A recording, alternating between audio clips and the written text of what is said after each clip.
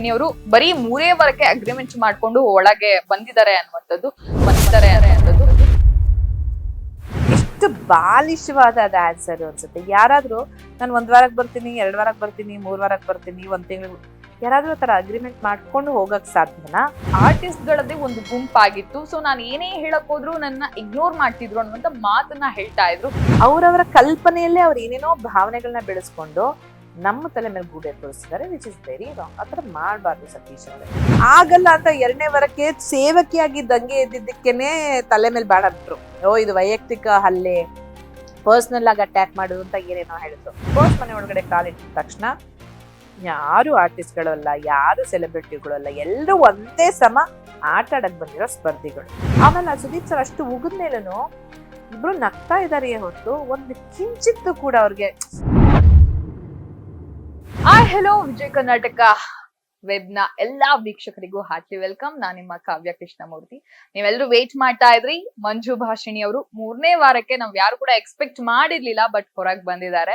ಸದ್ಯಕ್ ನನ್ ಜೊತೆ ಇದ್ದಾರೆ. ನಿಮ್ಮೆಲ್ಲರ ಪ್ರಶ್ನೆ ಜೊತೆಗೆ ನಂದು ಒಂದಷ್ಟು ಪ್ರಶ್ನೆಗಳಿವೆ, ಅವ್ರನ್ನ ಕೇಳ್ತಾ ಹೋಗೋಣ.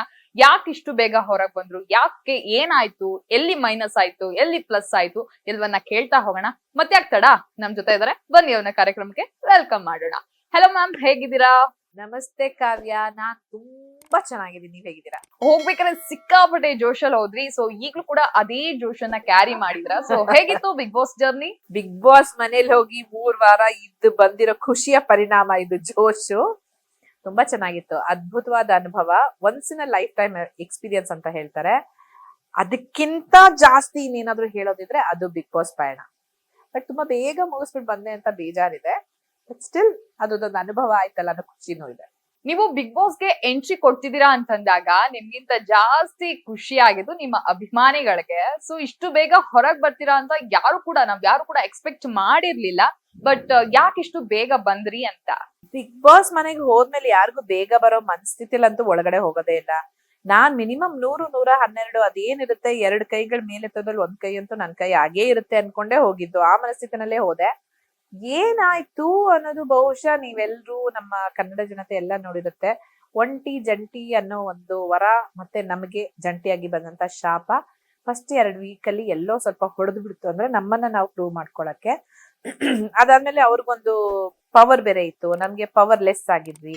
3ನೇ ವಾರ ಬಂತು, ಅಲ್ಲಿ ನಮ್ಗೆ ಬೇಡಿ ಬಿಚ್ಚಲಾಯಿತು. ಬಟ್ ಜೊತೆಗೆ ಒಂದು ಟಾಸ್ಕ್ ಬಂತು, ಫಿನಾಲೆಗೆ ನಿಮ್ಮನ್ನ ನೀವು ನಿರೂಪಿಸ್ಕೋಬೇಕು ಅಂತ. ಎಲ್ಲಿ ನಿರೂಪಿಸ್ಕೊಳ್ಳೋದು?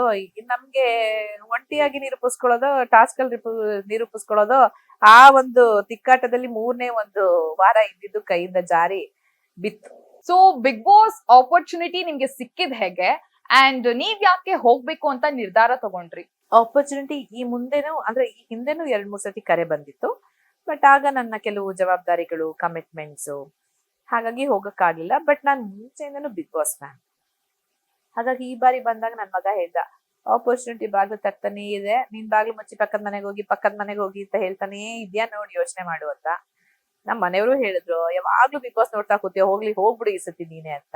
ನಂಗ್ ಒಂದ್ ಸ್ವಲ್ಪ ಪುಷ್ ಕೊಟ್ಟಂಗಾಯ್ತು. ಯಾಕಂದ್ರೆ ಅದು ಬಿಗ್ ಬಾಸ್ ಶುರು ಆದಾಗಿಂದಿನ ಕನ್ಸೋದು, ನಾನ್ ಹೋಗಿದ್ದಿದ್ರೆ, ನಾನ್ ಹಂಗ್ ಮಾಡ್ತಿದ್ದೆ, ನಾನ್ ಹಿಂಗ್ ಮಾಡ್ತಿದ್ದೆ ಅಂತ. ಸೊ ನಿರ್ಧಾರ ಮಾಡ್ದೆ, ಹೋದೆ ಅಷ್ಟೇ.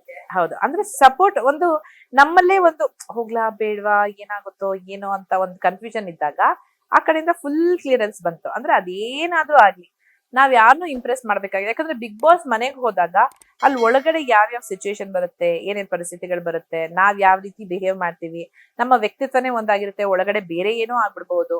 ಒಳ್ಳೆ ಹೆಸರು ಕೆಟ್ಟ ಹೆಸರು ತಗೋಬಹುದು, ಅಥವಾ ಹೊರಗಡೆ ಕೆಟ್ಟ ಹೆಸರು ಅಲ್ಲೂ ಹೋಗಿ ಒಳ್ಳೆ ಹೆಸರಾಗ್ಬೋದು.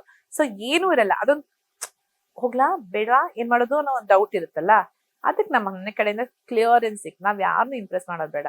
ನಿನಗ್ ನಾನೇನು ಅಂತ ಗೊತ್ತು, ನನಗ್ ನೀನೇನು ಅಂತ ಗೊತ್ತು, ನಮ್ಮ ಫ್ಯಾಮಿಲಿಗೆ ನಾವೇನು ಅಂತ ಗೊತ್ತು. ಇನ್ ಹೊರಗಿನ ಜನಗಳು ಆ ಬಿಗ್ ಬಾಸ್ ನಡೆಯೋವರೆಗೂ ನೋಡ್ತಾರೆ, ನೆನ್ಪಿಟ್ಕೊಳ್ತಾರೆ. ಬಿಗ್ ಬಾಸ್ ಇಂದ ಹೊರಗಡೆ ಬಂದ ತಕ್ಷಣ ಆರಾಧಿಸ್ತಾರೆ. ಮುಂದಿನ ಸೀಸನ್ ಬರೋ ಅಷ್ಟೊತ್ತಿಗೆ ನಮ್ಮನ್ನ ಮರ್ತಿರ್ತಾರೆ. ಸೊ ಹಾಗಾಗಿ ಹೋಗು ಅಂದ್ರಲ್ಲ, ಒಂದ್ ಕೈ ಪ್ರಯತ್ನ ಮಾಡೇ ಬಂದ್ಬಿಡೋಣ ಅಂತ ಹೊರಟ್ಬಿಟ್ಟೆ. ಸೊ ಮನೆಯವರು ಅಂತ ಹೇಳ್ತಾ ಇದ್ರ ಆಗ್ಲಿಂದಲೂ ಕೂಡ. ಸೊ ಮನೆಯವರ ಸಪೋರ್ಟ್ ಹೇಗಿತ್ತು ಬಿಗ್ ಬಾಸ್ ಅಂತ ಬಂದಾಗ? ಸೊ ಈಗ ಹೊರಗ್ ಬಂದಿದ್ದೀರಾ, ಮನೆಯವರು ಏನ್ ಹೇಳಿದ್ರು, ರೆಸ್ಪಾನ್ಸ್ ಹೇಗಿದೆ? ತುಂಬಾ ನಿರಾಶೆ ಆಯ್ತು ಅವ್ರಿಗಂತೂ. ಅವ್ರಿಗೆ ಯಾವಾಗ 3rd ವೀಕ್ ಅಲ್ಲಿ ಏನೋ ಒಂದು ಕಾಣಿಸ್ಲಿಲ್ವೋ ನನ್ ಕಡೆಯಿಂದ, ಅವ್ರಿಗೆ ಅನ್ನಿಸ್ಬಿಟ್ಟಿರುತ್ತೆ ಬಹುಶಃ ಎಲ್ಲೋ ಸೈಲೆಂಟ್ ಆಗ್ಬಿಟ್ಲಲ್ಲ, ಯಾಕಂದ್ರೆ ಸೈಲೆನ್ಸಿಗೆ ಅಲ್ಲಿ ಜಾಗನೇ ಇಲ್ಲ ಬಿಗ್ ಬಾಸ್ ಮನೆಯಲ್ಲಿ. ಪ್ರತಿಯೊಂದು ಹೆಜ್ಜೆನಲ್ಲೂ ನಿಮ್ಮ ನಿಲುವನ್ನ ನೀವು ತೋರಿಸ್ಬೇಕು. ಅಂದ್ರೆ ಗಲಾಟೆ ಮಾಡಿ ಅಂತಾನೆ ಅಲ್ಲ, ಅಲ್ಲಿ ಏನೋ ಒಂದು ಅನ್ಯಾಯ ಆಗ್ತಿದೆ, ಅಲ್ಲಿ ಏನೋ ಸರಿ ನಡೀತಿಲ್ಲ, ಅಲ್ಲಿನೋ ತಪ್ಪು ನಡೀತಿದೆ ಅಂದಾಗ ನೀವು ಅದರ ಪರವಾಗಿ ನಿಲ್ಲುವ, ಸರಿಯ ಅಥವಾ ಸತ್ಯದ ಪರವಾಗಿ ನಿಲ್ಲುವ ಒಂದು ಮಾತಾಗಿರ್ಬೇಕು. ಅದು ನನಗೆ ಎಲ್ಲೋ ಸ್ವಲ್ಪ ಏಟ್ ಬಿತ್ತು ಅನ್ಸುತ್ತೆ. ಹಾಗಾಗಿ ಮನೆಯವ್ರಿಗೆ ನಿರಾಶೆ ಆಗಿದೆ, ನನಗ್ ನಿರಾಶೆ ಆಗಿದೆ. ಎಲ್ಲಕ್ಕಿಂತ ಹೆಚ್ಚಾಗಿ ನಾನು ಅನ್ಕೊಂಡಿದ್ದಕ್ಕಿಂತ ಹೆಚ್ಚಾಗಿ ನಾನು ನಿಜವಾಗ್ಲೂ ನನ್ನ ಪ್ರೀತಿ ಮಾಡೋ ಅಷ್ಟು ಜನಗಳಿದಾರ ಅಂತ ನನ್ಗೆ ಒಂದು ಕ್ವೆಶನ್ ಮಾರ್ಕು. ಅವರೆಲ್ಲರೂ ಇಲ್ಲ, ಮಂಜು ಭಾಷಣ ಇರ್ಬೇಕಾಗಿತ್ತು, ಹೊರಗಡೆ ಬರ್ಬಾರ್ದಾಗಿತ್ತು ಅನ್ನೋ ಮಾತುಗಳನ್ನೆಲ್ಲ ಕೇಳಿದಾಗ ಎಲ್ಲೋ ಒಂದ್ ಕಡೆ ಇದೇ ನನ್ ಗೆಲುವು, ಇಷ್ಟು ಜನಗಳ ಪ್ರೀತಿನ ಸಂಪಾದನೆ ಮಾಡಿದ್ರಲ್ಲ, ಇದೇ ನನ್ ಗೆಲುವು ಅನ್ಸುತ್ತೆ. ಸೊ ಎಲ್ರಿಗೂ ಕೂಡ ಒಂದಷ್ಟು ಅಂದ್ರೆ ಕುತೂಹಲ ಇದೆ, ಜೊತೆಗೆ ಕನ್ಫ್ಯೂಷನ್ ಕೂಡ ಇದೆ. ಪುಟ್ಟಕ್ಕನ ಮಕ್ಕಳು ಸೀರಿಯಲ್ ಬಿಟ್ಟು ಹೋದ ಮಂಜು ಭಾಷಿಣಿ ಅವರು, ಅಂದ್ರೆ ಬಿಗ್ ಬಾಸ್ ಹೋಗೋದಕ್ಕೆ ಅಂತ ಹೇಳಿ. ಸೊ ಹೌದಾ, ಹೇಗೆ? ಇಲ್ಲ, ಹೌದು, ಬಿಗ್ ಬಾಸ್ ನಾನ್ 4 ವರ್ಷಗಳಿಂದ ಪುಟ್ಟಕ್ಕನ ಮಕ್ಕಳು ಮಾಡ್ತಾ ಇದ್ದೀನಿ. ಪುಟ್ಟಕ್ಕನ ಮಕ್ಕಳು ಮಾಡುವಾಗ್ಲೂ ನನ್ ಕರೆ ಬಂದಿತ್ತು. ಆದ್ರೆ ಆಗ ಆ ಸೀರಿಯಲ್ ತುಂಬಾ ಪೀಕಲ್ ಇದ್ರಿಂದ ಅದನ್ನ ಅರ್ಧಕ್ಕೆ ಬಿಟ್ಟು ಹೋಗೋ ಮನ್ಸಂತು. ಯಾಕಂದ್ರೆ ಎಲ್ಲೋ ಇನ್ನೇನೋ ಸಿಗುತ್ತೆ ಅಂತ, ಅದೇನೋ ಹೇಳ್ತಾರಲ್ಲ, ಹರುಷದ ಕೂಳುಗೋಸ್ಕರ ವರ್ಷದ ಕೂಳನ್ನ ಕಳ್ಕೊಂಡ್ರು ಅಂತ. ಕೂಳು ಅನ್ನೋದಕ್ಕಿಂತ ಒಂದ್ ಕಡೆ ನಿಯತ್ತಾಗಿ ನಾನು ಒಂದು ಜವಾಬ್ದಾರಿಯಿಂದ ಒಂದು ಮಾತನ್ನ ಒಪ್ಕೊಂಡ್ಮೇಲೆ ಇನ್ನೇನೋ ಸಿಕ್ತು ನನ್ಗೆ ಅದಿಷ್ಟ ಅಂತ ಇಲ್ಲ ಅರ್ಧಕ್ಕೆ ಕೈ ಕೊಟ್ಟು ಹೋಗೋದು ತುಂಬಾ ತಪ್ಪಾಗುತ್ತೆ. ಹಾಗಾಗಿ ಹೋಗಿರ್ಲಿಲ್ಲ. ಇನ್ನೇನು 4.5 ವರ್ಷ ಆಯ್ತು, ಇನ್ನೇನು ಮುಗಿಯುತ್ತೆ ಅಂತ ಅಲ್ಲಿನ ಜನಗಳು ನನ್ಗೆ ಹೇಳಿದ್ರಿಂದ, ಈಗ ನಾನು ಇನ್ನೊಂದ್ ತಿಂಗಳು ಇನ್ನೇನ್ ಮುಗ್ದೋಗುತ್ತೆ ಅನ್ನೋ ಟೈಮಲ್ಲಿ ಹೋದ್ರೆ ಅವ್ರಿಗೂ ಅದ್ರಿಂದ ಅಂತ ಏನ್ ನಷ್ಟ ಆಗಲ್ಲ. ನನಗೂ ನನ್ ಮನ್ಸಿಗೆ ಅಯ್ಯೋ ನಾನೆಲ್ಲೋ ಮಾತಾಕ್ ಬಂದ್ಬಿಟ್ನಲ್ಲ ಅನ್ನೋ ಒಂದು ಚುಚ್ಚಿರಲ್ಲ ಅಂತ ಹೇಳಿ ಡಿಸೈಡ್ ಮಾಡಿ ಹೇಳಿ ಮುಗಿಸಿ ಆಮೇಲೆ ಬಿಗ್ ಬಾಸ್ ಹೋಗಿದ್ದೆ. ಈಗ ಮತ್ತೆ ಕಂಟಿನ್ಯೂ ಮಾಡ್ತೀರಾ ಪುಟ್ಟಕ್ಕನ ಮಕ್ಕಳು ಸೀರಿಯಲ್ ನ? ಸೀರಿಯಲ್ ಬಹುಶಃ ಡೌಟು. ಯಾಕೆಂತ ಹೇಳಿದ್ರೆ ನಾನು ಸೀರಿಯಲ್ ಆಕ್ಟಿಂಗ್ ಶುರು ಮಾಡ್ದಾಗಿಂದ ಕಂಟಿನ್ಯೂಸ್ ಆಗಿ 10 ವರ್ಷ ಡೇ ಅಂಡ್ ನೈಟ್ ಸಿಕ್ಕಾಪಟ್ಟೆ ಮಾಡ್ಬಿಟ್ಟಿದ್ದೆ. ಮದ್ವೆ ಆದ್ಮೇಲೆ ಫ್ಯಾಮಿಲಿಗೋಸ್ಕರ ಬ್ರೇಕ್ ತಗೊಂಡೆ, ನನ್ ಮಗ ಹುಟ್ಟಿದ್ಮೇಲೆ ಮಗಗೋಸ್ಕರ ಬ್ರೇಕ್ ತಗೊಂಡೆ. ಅದಾದ್ಮೇಲೆ ನನ್ಗೆ ಇಷ್ಟ ಬಂದಿದ್ದ ಪಾತ್ರಗಳನ್ನ ನಾನ್ ಚೂಸ್ ಮಾಡೋ ಪ್ರಿವಿಲೇಜ್ ಇರೋದ್ರಿಂದ ಆಯ್ಕೆ ಮಾಡ್ಕೋತಾ ಇದ್ದೆ, ನನಗ್ ಬೇಕಾ ಮಾಡ್ತೀನಿ, ಬೇಡವಾ ಮಾಡಲ್ಲ ಅಂತ. ಸೊ ಹಾಗಾಗಿ ಈಗ 4 ವರ್ಷದಿಂದ ನಾನು ಹೇಳ್ದೆ ನಿಮ್ಗೆ ಆ ಸೀರಿಯಲ್ ಕಂಟಿನ್ಯೂಸ್ ಆಗಿ ಮಾಡ್ಕೊಂಡ್ ಬಂದಿದ್ದೀನಿ. ಈಗ ಒಂದ್ ಸಣ್ಣ ಬ್ರೇಕ್ ಬೇಕು ಅನ್ಸುತ್ತೆ. ಯಾಕಂದ್ರೆ ಜೀವನ ಒಂದೇ ತರ ಮಾಡ್ಕೊಂಡು ಹೋಗ್ಬಿಟ್ರೆ ಸ್ಟಾಗ್ನೆಂಟ್ ಆಗುತ್ತೆ. ಅಂದ್ರೆ ಅಫ್ಕೋರ್ಸ್ ಅದೇ ನಮ್ಮ ಜೀವನಕ್ಕೆ ಒಂದು ಆಧಾರ, ಇದೇ ನಮ್ಮ ಬ್ರೆಡ್ ಅಂಡ್ ಬಟರ್ ಅಂತ ಹೇಳಿದಾಗ ಖಂಡಿತವಾಗ್ಲೂ ಮಾಡ್ಬೇಕು. ಸದ್ಯಕ್ಕೆ ನನ್ನ ಬ್ರೆಡ್ ಅಂಡ್ ಬಟರ್ ಬೇರೆ ಕಡೆ ಸಿಕ್ತಿರೋದ್ರಿಂದ, ನಮ್ಮ ಸಂಸ್ಥೆಗಳಿರೋದ್ರಿಂದ, ವ್ಯಾಪಾರ ಸಂಸ್ಥೆಗಳಿರೋದ್ರಿಂದ ನನಗೆ ಆಕ್ಟಿಂಗ್ ಮಾಡ್ಲೇಬೇಕು ಅನ್ನೋ ಒಂದು ಏನದು ಪ್ರೆಷರ್ ಇಲ್ದೆ ಇರೋದ್ರಿಂದ ನನ್ನ ಮಿಕ್ಕಿದ ಬೇರೆ ಹಲವಾರು ಸಾಮಾಜಿಕ ಪ್ರಾಜೆಕ್ಟ್ಗಳಿದೆ. ನಾನು ಏನೇನೆಲ್ಲ ಮಾಡ್ಬೇಕು ಅಂತ ಅನ್ಕೊಂಡಿದ್ನೋ ಒಂದೊಂದೇ ಬಕೆಟ್ ಲಿಸ್ಟ್ ನಾನು ಕ್ರಾಸ್ ಮಾಡ್ಕೊಂಡು ಬರ್ತಾ ಇದ್ದೀನಲ್ಲ, ಅದ್ರಲ್ಲಿ ಇನ್ನೊಂದಷ್ಟು ಹಲವಾರು ಪ್ರಾಜೆಕ್ಟ್ಗಳಿವೆ. ಅದನ್ನೆಲ್ಲ ಒಂದೊಂದಾಗಿ ಆದಷ್ಟು ಬೇಗ ಮಾಡ್ಕೊಂಡು ಹೋಗೋಣ ಅನ್ನೋದು ಕನಸು. ಸೊ ಡಾಕ್ ಸತೀಶ್ ಅವರು ಹೇಳ್ತಾ ಇದಾರೆ, ಅಂದ್ರೆ ಎಲ್ರಿಗೂ ಹೇಳ್ತಾ ಇದಾರೆ, ಹೇಗೆ ಅಂತಂದ್ರೆ ಮಂಜು ಭಾಷಿಣಿ ಅವರು ಬರೀ 3 ವಾರಕ್ಕೆ ಅಗ್ರಿಮೆಂಟ್ ಮಾಡ್ಕೊಂಡು ಒಳಗೆ ಬಂದಿದ್ದಾರೆ ಅನ್ನುವಂಥದ್ದು. ಸೊ ಇದಕ್ಕೆ ನಿಮ್ಮ ರಿಯಾಕ್ಷನ್ ಏನು? ಹೌದಾ, ನೀವು ಬರೀ 3 ವಾರಕ್ಕೆ ಅಗ್ರಿಮೆಂಟ್ ಮಾಡ್ಕೊಂಡು ಬಿಗ್ ಬಾಸ್ ಮನೆಗೆ ಹೋಗಿದ್ರಾ, ಹೇಗೆ? ಅವ್ರಿಗೆ ಯಾರು ಹೇಳಿದ್ರಂತೆ? ಕಲರ್ಸ್ ಟಿವಿ ಅವ್ರು ಹೇಳಿದ್ರಂತ. ಯಾಕಂದ್ರೆ ಅವ್ರು ಹೇಳ್ತಾರೆ ಕಲರ್ಸ್ ಟಿವಿ ನಾನ್ ಇದು ನಂಗೆ ಅವ್ರು ಹೇಳಿದಾರೆ ನನ್ ಗೊತ್ತು ಅಂತ. ಅಲ್ಲ, ಎಷ್ಟು ಬಾಲಿಶವಾದ ಅದ ಆನ್ಸರ್ ಅನ್ಸುತ್ತೆ. ಯಾರಾದ್ರೂ ನಾನು 1 ವಾರಕ್ಕೆ ಬರ್ತೀನಿ, 2 ವಾರಕ್ಕೆ ಬರ್ತೀನಿ, 3 ವಾರಕ್ಕೆ ಬರ್ತೀನಿ, 1 ತಿಂಗಳು, ಯಾರಾದ್ರೂ ಆತರ ಅಗ್ರಿಮೆಂಟ್ ಮಾಡ್ಕೊಂಡು ಹೋಗಕ್ ಸಾಧ್ಯನಾ? ಹೋದ್ರೆ ಅದು ನಿಜವಾದ ಆಟ ಆಗಿರುತ್ತಾ? ಅಥವಾ ಆತರ ಆಡೋದಿಕ್ಕೆ ಕಲರ್ಸ್ ಆಗ್ಲಿ, ಆ ಒಂದು ವೇದಿಕೆ ಆಗ್ಲಿ, ಅಥವಾ ಬಿಗ್ ಬಾಸ್ ವೇದಿಕೆ ಆಗ್ಲಿ, ಕಿಚ್ಚ ಸುದೀಪ್ ಸರ್ ಆಗ್ಲಿ, ಯಾರಾದ್ರೂ ಇದನ್ನ ಒಪ್ತಾರ? ಅವ್ರು ನಾನು ಏನ್ ಮಾತಾಡ್ತಿದ್ದೀನಿ ಅನ್ನೋದನ್ನ ಫಸ್ಟ್ ಅವ್ರು ಕೇಳಿಸ್ಕೋಬೇಕು. ಫಸ್ಟ್ ಅವ್ರೊಂದೇ ರೂಮ್ ನಲ್ಲಿ ಕೂತ್ಕೊಂಡು ನಾನು ಇದನ್ನೆಲ್ಲ ಮಾತಾಡ್ತಿದ್ದೀನಿ ಅಂತ ಕೇಳಿಸ್ಕೋಬೇಕು. ಅದ್ರಲ್ಲಿ ನಿಜವಾಗ್ಲೂ ಏನಾದ್ರು ಅರ್ಥ ಇದೆ, ಸತ್ಯ ಇದೆ ಅಂದ್ರೆ ಹೊರಗಡೆ ಜನಗಳಿಗೆ ಹೇಳ್ಬೇಕು. ಸುಮ್ನೆ ಬರೀ ಕಲ್ಪನೆ ಮಾಡ್ಕೊಂಡು ಊಹಾಪೋಹ ಮಾಡ್ಕೊಂಡು ಮಾತಾಡ್ಬಾರ್ದು. ಸೊ ಅವ್ರು ಇನ್ನೊಂದು ಕೂಡ ಹೇಳ್ತಾ ಇದ್ರು, ಅಂದ್ರೆ ಬಿಗ್ ಬಾಸ್ ನಲ್ಲಿ ನನ್ ಮಾತ್ ಯಾರು ಕೇಳ್ತಾ ಇರ್ಲಿಲ್ಲ, ಆರ್ಟಿಸ್ಟ್ ಗಳದ್ದೇ ಒಂದು ಗುಂಪಾಗಿತ್ತು. ಸೊ ನಾನು ಏನೇ ಹೇಳಕ್ ಹೋದ್ರು ನನ್ನ ಇಗ್ನೋರ್ ಮಾಡ್ತಿದ್ರು ಅನ್ನುವಂತ ಮಾತನ್ನ ಹೇಳ್ತಾ ಇದ್ರು. ಸೊ ಇದನ್ನ ಒಪ್ತೀರಾ ನೀವು? ಸೊ ನಿಮಗ್ ಅನ್ಸಿದ್ ಏನು? ಕೇಳುವಂತಹ ಮಾತು ಯಾರ ಬಾಯಿಂದ ಬಂದ್ರು ನಾವು ಖಂಡಿತ ಕೇಳ್ತೀವಿ. ನೀವು ಅವ್ರ ಇಂಟರ್ವ್ಯೂ ಮಾಡಿದ್ದಾರೆ ಅಂದ್ರೆ ಅವ್ರ ಬಾಯಲ್ಲಿ ಬಂದಿರುವಂತಹ ಮಾತುಗಳು ನಿಮ್ಗೆ ಗೊತ್ತಿರುತ್ತೆ. ಅವ್ರೊಂದು 100 ಕೋಟಿ 150 ಕೋಟಿಗಿಂತ ಕಡಿಮೆ ಇಳ್ದು ಮಾತಾಡಲ್ಲ. ಆಮೇಲೆ ಸೆಲೆಬ್ರಿಟೀಸ್ ನೀವು ನೋಡಿದೀರಾ? ಈ ತರ ಯಾರಾದ್ರೂ ಮಾಡಿ ಈ ತರ ಸೆಲೆಬ್ರೇಟ್ ಮಾಡಿರೋದನ್ನ, ಈ ತರ ಸ್ಟಾರ್ ಆಗಿರೋದನ್ನ ನೋಡಿದ್ರ? ನಾನಾಗಿದ್ದೀನಿ, ನನ್ ಮಗ ಫೇಲ್ ಆಗ್ಲಿ ಅಂತ ಕಾಯ್ತಿದ್ದೀನಿ. ಇದೆಲ್ಲ ಅವ್ರನ್ನ ತಮಾಷೆ ಮಾಡಕ್ಕಲ್ಲ, ನಂಗೆ ಆತರ ಮಾತಾಡಕ್ಕೆ ಬೇಜಾರಾಗತ್ತೆ. ಬಟ್ ಈ ಮಾತುಗಳನ್ನ ಆ 2.5 ಅವ್ರ ಮಿಡ್ ನೈಟ್ ಎಲಿಮಿನೇಷನ್ ಆಗೋ ಅಷ್ಟೊತ್ತಿಗೆ ಎಷ್ಟು ಕೇಳಿದೀವಿ. ಹಾಗಂತ ವ್ಯಕ್ತಿ ಕೆಟ್ಟವ್ರು ಅಂತ ನಾನು ಹೇಳ್ತಿಲ್ಲ, ದಯವಿಟ್ಟು ತಪ್ಪಾಗಿ ತಿಳ್ಕೊಬೇಡಿ. ತುಂಬಾ ಒಳ್ಳೆ ವ್ಯಕ್ತಿ ಇದೆ, ಯಾಕಂದ್ರೆ ಹೇಳಿದ್ರೆ ಒಂದು ಟಾಯ್ಲೆಟ್ ಕ್ಲೀನ್ ಮಾಡುವಂತಹ ಒಂದು ಕೆಲಸವನ್ನ ಅವ್ರು ಯಾವುದೇ ಅಸಹ್ಯ ಇಲ್ಲದೆ ಬೇಜಾರಿಲ್ಲದೆ ವಹಿಸ್ಕೊಂಡಿದ್ದಾರೆ ಅಂದ್ರೆ ಅದೇ ಅವರು ಒಂದು ಬುದ್ಧಿನ ತೋರಿಸುತ್ತೆ. ಅಂದ್ರೆ ಎಲ್ಲರೂ ಟಾಯ್ಲೆಟ್ ಕ್ಲೀನ್ ಮಾಡ್ಬೇಕಾ ಅಂತಾರೆ, ನಾನ್ ಇರುವಷ್ಟು ದಿನ ನಾನು ಮಾಡ್ತೀನಿ ಅಂತಿದ್ರು. ಆ ಒಂದು ಸುಂದರ ಮನಸ್ಸು ಕೂಡ ಇದೆ. ಅಟ್ ದ ಸೇಮ್ ಟೈಮ್ ನನಗೆ ಗೊತ್ತಿಲ್ಲ, ಯಾಕಂದ್ರೆ ನನ್ಗೆ ಹೊರಗಡೆ ಪ್ರಪಂಚದಲ್ಲಿ ಅವ್ರ ಪರಿಚಯನೇ ಇಲ್ಲ, ನಂಗೆ ಅವ್ರು ಯಾರು ಅಂತಾನೂ ಗೊತ್ತಿರ್ಲಿಲ್ಲ. ಅಲ್ಲಿ ನಾನು ಹೋದಾಗ 99.9% ನನ್ಗೆ ಯಾರು ಗೊತ್ತಿಲ್ಲ. ಸೊ ಹಾಗಾಗಿ ನಿಜ ಜೀವನದಲ್ಲಿ ಅವ್ರು ಏನು ಅಂತ ನನಗೆ ಗೊತ್ತಿಲ್ಲ. ಅಲ್ಲಿ ಅವರ ಬಾಯಲ್ಲಿ ಅವ್ರ ಬಗ್ಗೆ ಕೇಳುವಾಗ ಅದು ನಿಜ ಅಂತ ನನ್ಗೆ ಅನ್ನಿಸ್ಬೇಕು. ಏನೋ ಇವ್ರೇನೋ ಏನೋ ಹೇಳ್ತಾ ಇದಾರಲ್ಲ, ನಂಬಲ್ಲ ಅಸಾಧ್ಯವಾದದ್ದು ಏನೇನೋ ಹೇಳ್ತಿದಾರಲ್ಲ ಅಂದಾಗ ಆಯ್ತು, ನಾನು ಹೊರಗಡೆ ಬಂದಾಗ ನೋಡಿ ನಂಗೆ ನಿಜ ಅನ್ಸಿದ್ರೆ ನಾನು ನಂಬ್ತೀನಿ. ಬಟ್ ನಾನು ಹೇಳೋದಷ್ಟನ್ನು ನೀವು ಕೇಳ್ಬೇಕು ಅಂತ ಅವ್ರು ಬಯಸೋದು ತಪ್ಪು. ಆಮೇಲೆ ಇನ್ನೊಂದು ನೀವು ಹೇಳಿದ್ರಿ ಸೀರಿಯಲ್ ಆರ್ಟಿಸ್ಟ್ ಗಳು ಗುಂಪಾಗಿದ್ರು. ನಾವೆಲ್ಲರೂ ಸೀರಿಯಲ್ ಆರ್ಟಿಸ್ಟೇ. ಬಟ್ ನಾನು ಕಲರ್ಸ್ ಫಸ್ಟ್ ಪ್ರಾಜೆಕ್ಟ್ ಇದ್ ಮಾಡ್ತಿರೋದ್ರಿಂದ ನಂಗೆ ಅಲ್ಲಿನ ಬೇರೆ ಯಾರ ಆರ್ಟಿಸ್ಟ್ ಗಳು ಪರಿಚಯ ಇರಲಿಲ್ಲ. ಆಮೇಲೆ ಇನ್ನೊಂದು ಹೇಳ್ಬಿಡ್ತೀನಿ, ಬಿಗ್ ಬಾಸ್ ಮನೆ ಒಳಗಡೆ ಕಾಲಿಟ್ಟ ತಕ್ಷಣ ಯಾರು ಆರ್ಟಿಸ್ಟ್ ಗಳು ಅಲ್ಲ, ಯಾರು ಸೆಲೆಬ್ರಿಟಿಗಳು ಅಲ್ಲ, ಎಲ್ಲರೂ ಒಂದೇ ಸಮ ಆಟ ಆಡಕ್ ಬಂದಿರೋ ಸ್ಪರ್ಧಿಗಳು. ಅಲ್ಲಿ ಹೋದ ತಕ್ಷಣ ಆ ಭಾವನೆ ಹೊರಗಿನ ಪ್ರಪಂಚದಲ್ಲಿ ನಾನು ಏನು ಅನ್ನೋದೇ ಮರ್ತೋಗುತ್ತೆ. ಯಾಕಂದ್ರೆ ಅದೇ ಟೋಟಲ್ ಡಿಫ್ರೆಂಟ್ ಪ್ರಪಂಚ. ಅಂತದ್ರಲ್ಲಿ ಗುಂಪುಗಾರಿಕೆ ಯಾಕೆ? ಅವರಿಗೆ ಏನ್ ಗೊತ್ತಾ, ಮುಂದಾಗಿ ಅವ್ರು ಏನೇನೋ ಈ ತರ ಮಾತಾಡ್ತಿದ್ರಲ್ಲ, ಎಷ್ಟೊಂದು ಕೇಳಿಸ್ಕೊಳ್ತಾರೆ. ಯಾರೋ ನಕ್ಕಿರ್ತಾರೆ, ಯಾರೋ ಸ್ವಲ್ಪ ತಮಾಷೆ ಮಾಡಿರ್ತಾರೆ, ಅದಕ್ಕೆ ನಾವಿನ್ಯಾರೋ ನಕ್ಕಿರ್ತೀವಿ.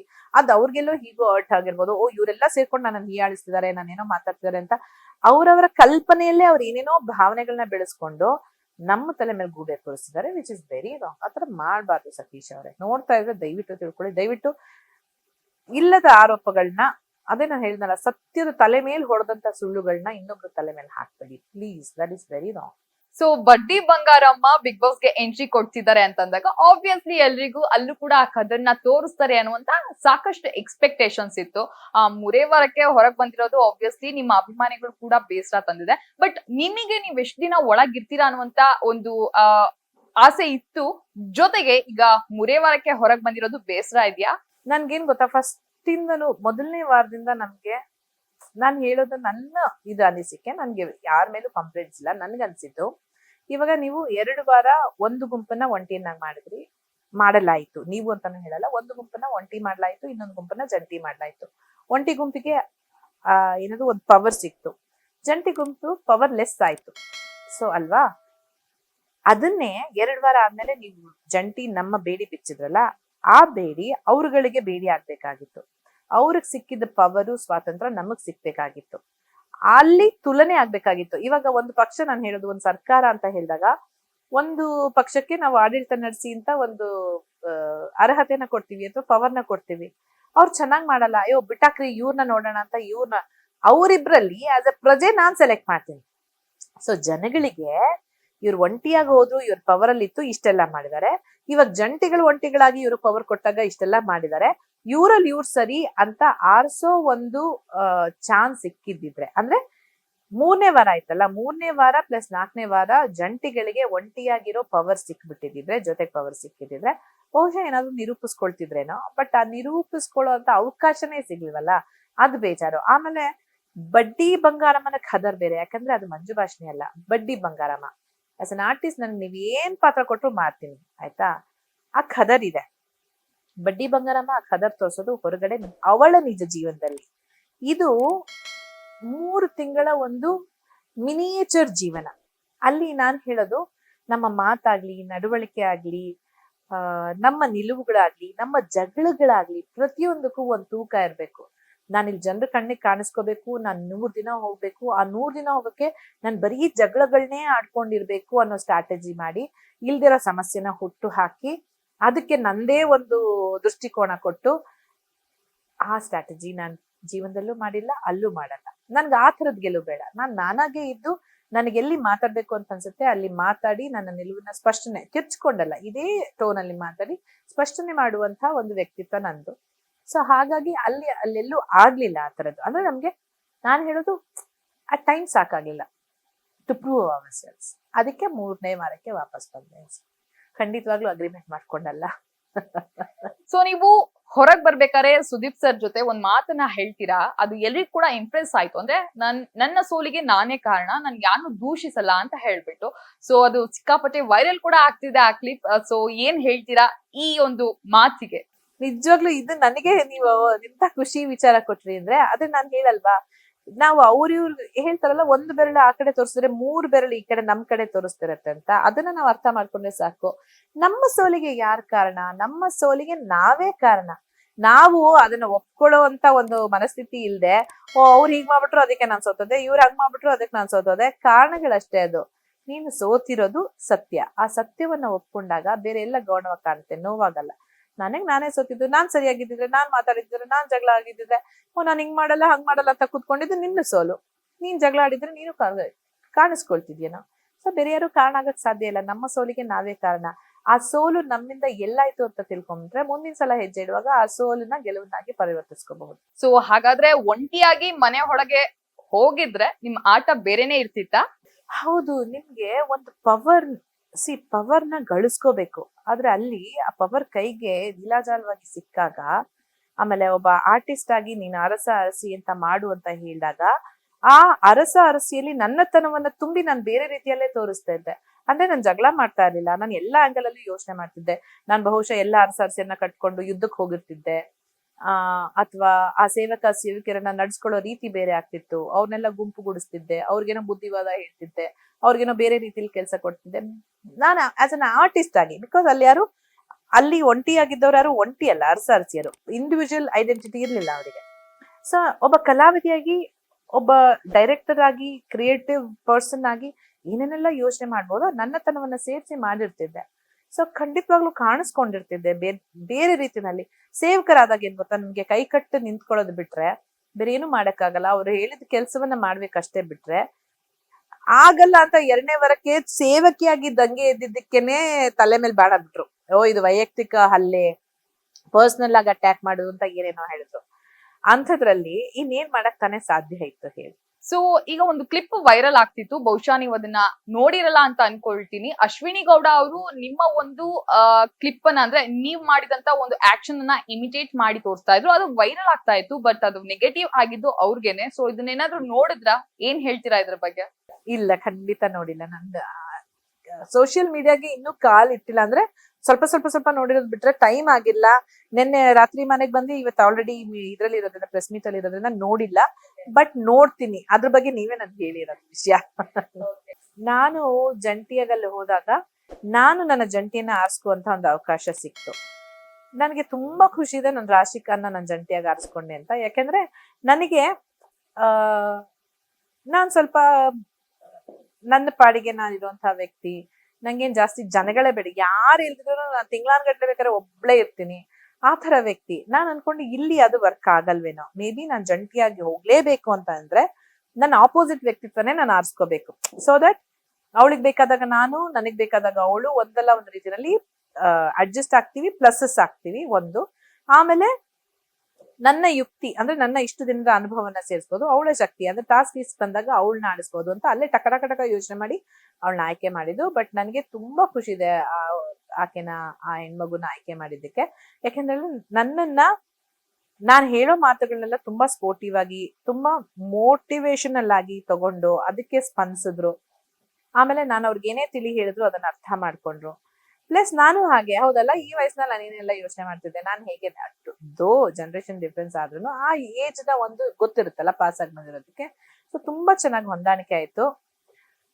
ಬರುವಾಗ ತಪ್ಕೊಂಡ್ ಬಿಕ್ಕಿ ಹತ್ಲು. ನನ್ನಿಂದ ಆದವ್ರಿಗೆ ಏನೇನೆಲ್ಲ ಹೇಳ್ಬಹುದಿತ್ತು ಅದನ್ನೆಲ್ಲ ಹೇಳ್ದೆ.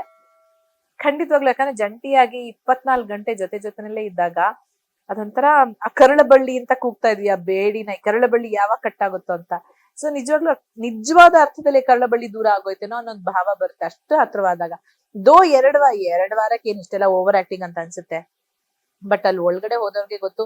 ಹೊರಗಡೆ ಬರುವಾಗ ನಾನು ಕಣ್ಣಿಟ್ಟಿದ್ದೆ, ನಾನು ಅನ್ಕೊಂಡೇ ಇರ್ಲಿ ನನ್ನ ಲೈಫ್ ಅಲ್ಲಿ ಯಾರು 2 ವಾರ 3 ವಾರಕ್ಕೆಲ್ಲ ಅಷ್ಟೊಂದು ಕ್ಲೋಸ್ ಆಗ್ಬಿಡ್ತಾರ ಅಂತ. ಬಟ್ ನಂಗೆ ಹೊರಗಡೆ ಹೋಗ್ಬೇಕಾದ ಸನ್ನಿವೇಶ ಬಂದಾಗ ನನಗ್ ಗೊತ್ತಿಲ್ದಂಗೆನೆ ಕಣ್ಣಲ್ಲಿ ನೀರ್ ಸುರಿಯಕ್ ಶುರು ಆಗೋಗಿತ್ತು. ಸೊ ಆತ್ಮೀಯತೆ ಬೆಳೆದಿರುತ್ತಲ್ಲ, ಅದು ಒಂದ್ ಸ್ವಲ್ಪ ದೂರ ಆದಾಗ ಕಷ್ಟ ಆಗುತ್ತೆ. ರಕ್ಷಿತಾ ಶೆಟ್ಟಿ ತುಂಬಾ ಇನೋಸೆಂಟ್ ಅಂತ ಕೆಲವರು ಹೇಳಿದ್ರೆ, ಹಲವಾರು ಜನ ಇನೋಸೆಂಟ್ ಖಂಡಿತ ಅಲ್ವೇ ಅಲ್ಲ ಅಂತ ಹೇಳಿ ಮನೆಯಲ್ಲಿ ಹೇಳ್ತಿರುವಂತದ್ದು. ಸೊ ನೀವ್ ನೋಡಿರುವ ಹಾಗೆ ರಕ್ಷಿತಾ ಶೆಟ್ಟಿ ನಿಜವಾಗ್ಲೂ ಇನೋಸೆಂಟಾ ಅಥವಾ ಇಲ್ವಾ? ನಾನ್ ನೋಡಿರೋ ಮಟ್ಟಿಗೆ ರಕ್ಷಿತಾ ನಿಜವಾಗ್ಲೂ ಇನ್ನೋಸೆಂಟ್. ಅಂದ್ರೆ ಇನ್ನೋಸೆಂಟ್ ಅಂದ್ರೆ ಶಿ ಇಸ್ ನಾಟ್ ಇಗ್ನೋರೆಂಟ್. ನಿಜವಾಗ್ಲೂ ಮುಗ್ಧತೆ ಅನ್ನೋದಕ್ಕಿಂತ ನಿಷ್ಕಲ್ಮಶ ಹೃದಯ ಇದೆ.